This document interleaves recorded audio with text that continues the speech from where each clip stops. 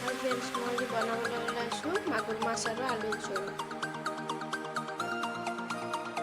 প্ৰথমতে ধুই এনেকৈ হালধি গুড়ি আৰু নিমখ অলপমান দি মিহলি কৰি লৈছোঁ ভালদৰে।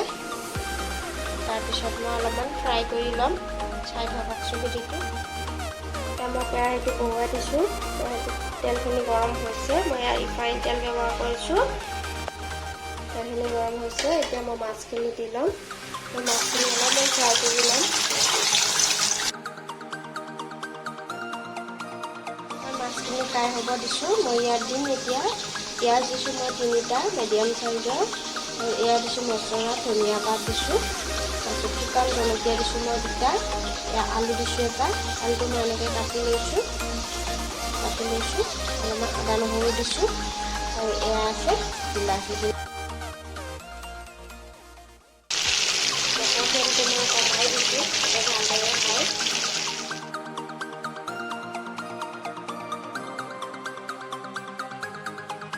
মই মছলাখিনি বাতি এটাত উলিয়াই লৈছোঁ। এনেকৈ নিমখ দিছোঁ আধা চামুচ, মই জোখমতে দিছোঁ। তাৰপিছত হালধি গুড়ি দিছোঁ আধা চামুচ, তাৰপিছত দিছোঁ কাশ্মীৰী মিৰ্চ, কালাৰৰ কাৰণে দি দিছোঁ মই এইটো। তাৰপিছত আছে অলপমান জিৰাৰ গুড়ি। তেলখিনি গৰম হৈছে। মই ইয়াত পিঁয়াজখিনি দি ল'ম, আদা নহৰুখিনি দি ল'ম। তাৰপিছতে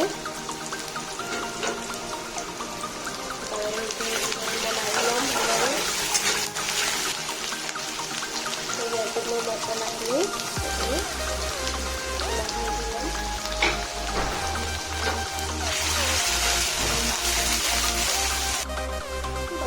দি মই 2 মিনিটমান থৈ দিছোঁ। মই শুকান জলকীয়াখিনি দিম আৰু এই বিলাহীখিনি দি ল'ম। ভালদৰে লাৰি ল'ম। অকণমান পানী দিম।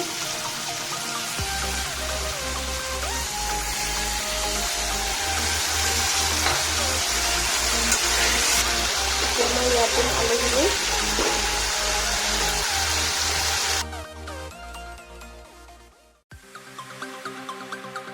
আলুখিনি দি মই 2 মিনিটমান এনেকৈ ঢাকি থ'ম। এতিয়া চাওক তেলখিনি ওলাইছে এতিয়া, আৰু পানীখিনি নোহোৱা হৈছে ধুনীয়াকৈ। এতিয়া মই ইয়াত দিম মাছখিনি দি ল'ম।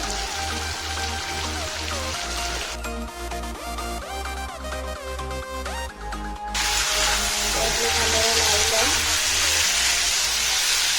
আৰু এই ভিডিঅ'টো চাই যদি ভাল লাগিছে তেতিয়াহ'লে শ্বেয়াৰ কৰি দিব। এতিয়া মই পানী লৈছোঁ, এই বাতিবোৰ এবাটি পানীখিনি মই এতিয়া ইয়াত দিম।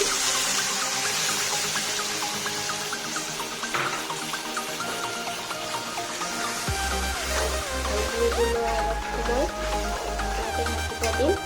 তাতে দিছোঁ অলপমান ঢাকনিখন মাৰি থ'ম, ভালদৰে আলুখিনি সিজে।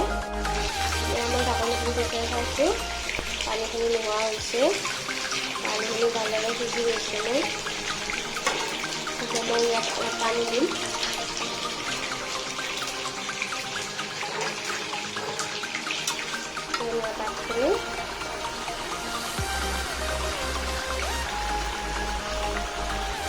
ধনিয়া পাতখিনি di লৈছোঁ।